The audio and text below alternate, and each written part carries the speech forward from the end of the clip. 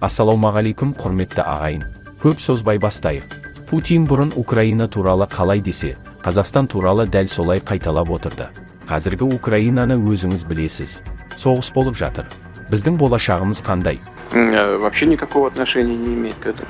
Значит, западные части Украины достались в результате Второй мировой войны. Сталин отобрал территорию у Венгрии, Румынии и Польши, отдал, значит, в Украину, наградив ту же самую Польшу восточными землями Германии.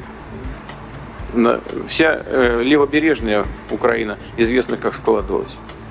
Украина пришла в Российскую империю с 3 территориями фактически. Значит, Енді Қазақстан туралы сөзін тыңдаңыз. Он же создал государство на территории, на которой государства не было никогда. У казахов не было государственности никогда. Он ее создал. В этом смысле он для постсоветского пространства уникальный человек. И для Казахстана тоже. Но, повторяю, дело не только в нем. Дело в настроениях общества, большинства, подавляющего большинства общества. Ресейдің құрамына кіреміз.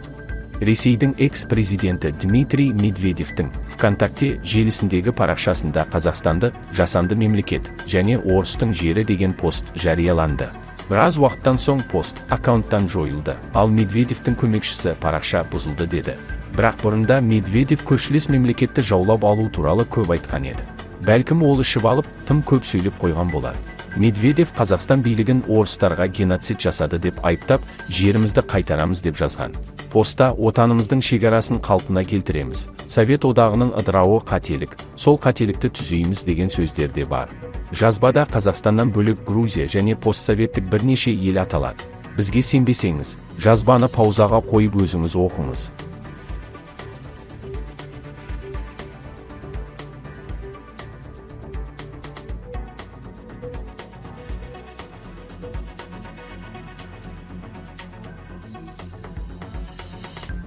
Негізі бұл жалғыз Медведевтің ойы емес. Бұл бүкіл Ресей элитасының ойы. Өйткені осындай идея арқылы ғана билікті ұстап тұра алады. Балшыққа батқан мемлекетте бұдан басқа ештеңе қалған жоқ. Сол себепті тұтас Питерден бастап қиыр шығысқа дейін қайыршы халқының ойын осылай өзгертті. Енді олардың да жегені қара нан, ішкені қара су болса да, ойлағандары өлген советті тірілту. Жай ғана сөз емес, іске көшіп жатыр. 2008 жылы Грузиядан бастап, 2014 жылы Украинамен жалғасты. Тоқтамақ емес, тоқтатпаса. Жалпы Ресей билігі пиғылымен ойын жасырған емес. Ашық айтып жүр. Арасында форумдарда тістеп алуға, конференцияларда шығып қалуға тырысады. Барлығынан шығатын қорытынды бір. Айбалтаңды қайрап отыр қасқыр қазақ. Бұрында Путиннің ойы Жириновскийдің тілі арқылы шығатын. Енді Путиннің ойы Медведев арқылы шығатын болды. Идеология деген сұмдық қару. Байқап тамыр басу дейді мұны. Бүкіл дипломатияны жойып ойларын ашық айтты. Жасыратын несі бар дегендей осыған дейін айтылуы керек ойларын ашық жариялады. Сендер ешкім емессіңдер, сендерді ештеңе деп атамаймыз, сондықтан барлығыңды империялық қорамызға әкелеміз деді. Кремльдің ойы осы екеніне күмәнданғандар бар ма? Кремльде ғана емес, реваншист көңіл күй ресейліктердің 70%-ында, постсоветтік елдерде тұратын орыстардың жартысында және батыста тұрып жатқан орыстардың көбінде бар. Олар Кремльдің империялық амбициясын қолдау, Ресейдегі фашизмді қолдау екенін түсінбейді. Тарих көрсеткендей, бұл жақсылыққа апармайды. Посттың мазмұны Медведевтің Украинада соғыс басталғаннан бері белсенді түрде айтып жүрген пропагандалық маразміне толық сыйып тұр. Ол түрлі елге қарата айтқан, жер қайтару, жайлы пропагандалық баққан әлемен лозунгтары арқылы арандатушы мәлімдемелер жасап жүрген. Ресейдің экс-президенті, қазір Ресей қауіпсіздік кеңесі төрағасының орынбасары болып отырған Медведев бұл постынсыз ақпаннан бері Симонян, Киосаян, Соловьевтердің қатарына қосылған. Медведев өзін Ресейдің қазіргі сыртқы саясатының нағыз қолдаушысы ретінде көрсетіп, Путиннің ізбасарының тізіміне енуге талпынып жатыр деген пікірмен келісуге болады. Кейінгі уақытта оның билік аппаратындағы салмағы түсіп бара жатқанын ескерсек, ол үшін ізбасар тізіміне ену маңызды. Ал тізімге енуге бәсеке жүріп жатыр.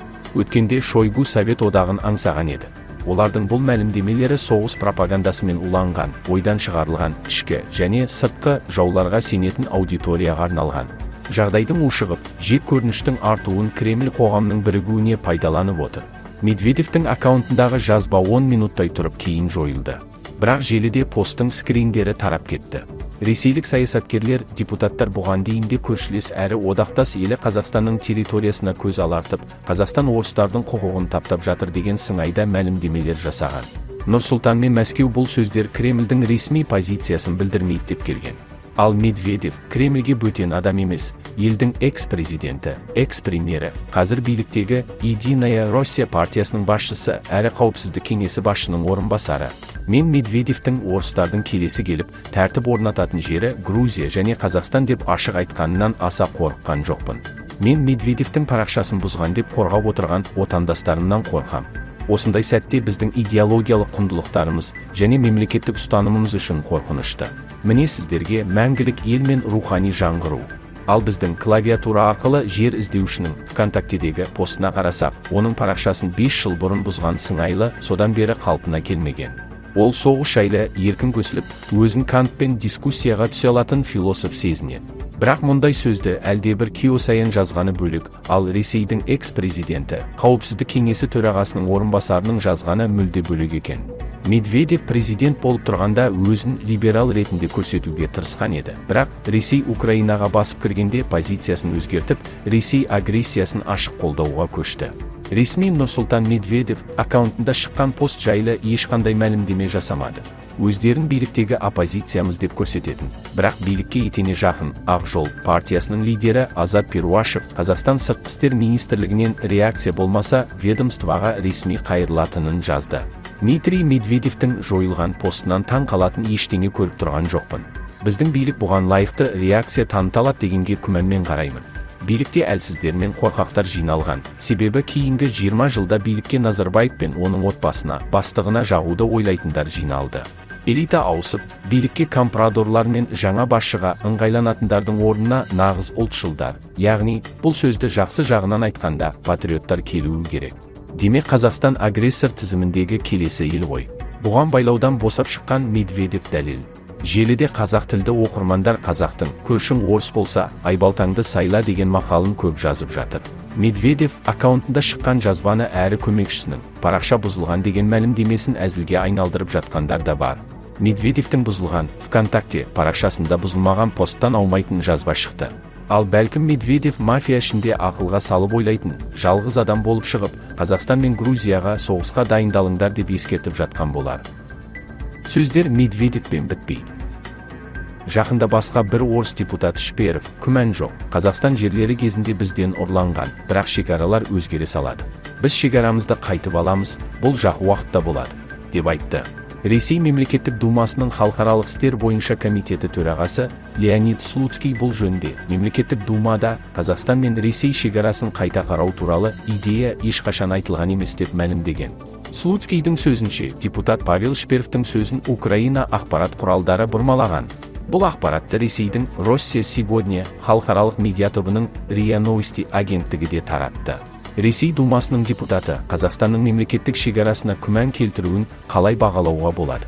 Қазақстандағы орыс сепаратизмі тақырыбына қайтып оралған америкалық дипломат басылымы бұл мәселеде сыртқы фактор Ресейден көп қауіп бар деген болжам жасайды. Ресей мемлекеттік думасы депутаттары Евгений Федоров пен Вячеслав Никоновтың жерге таласқан. Қазақстанның аумақтық тұтастығына қауіп төндіреді деген пікірлері бұл жолғы толқынның қатты екенін аңғартады дейді автор. Солтүстік Қазақстанға қатысты мәлімдемелер адуынды болды, әрі Кремльдің еш цензурасына ұшырамады. Бұған қоса, оны Ресей үкіметіндегі белді тұлғалар қолдады деген автор. Бұл жолы Қазақстан үкіметінің орнына Солтүстік Қазақстанның қазақтары жер иесі өздері екенін көрсетіп, бас біріктірген. Олар үшін орыс мәселесі ерекше нәзік әрі өте маңызды мәселе дейді автор. Мұның бір себебі Солтүстік Қазақстан облысында халықтың 35% қазақ, ал 49% орыс ұлтының өкілі. Облыс орталығы Петропавлда қазақтар 30, орыстар 59%. Бұл тұрғыдан алғанда дәл осы аймақта орыс әлемі қоғамдық дискурсқа үстемдік етіп тұр. Бұл аймақ көп жағынан Нұр-Сұлтаннан бөлініп қалған әрі тура және ауыспалы мағынасында Ресей Федерациясына жақын. Мұнда Ресей телеарналары мен медиасы кең тараған. Шекараның екі жағында отбасылық байланыс тығыз, әрлі-берлі миграция жиі деп сипаттайды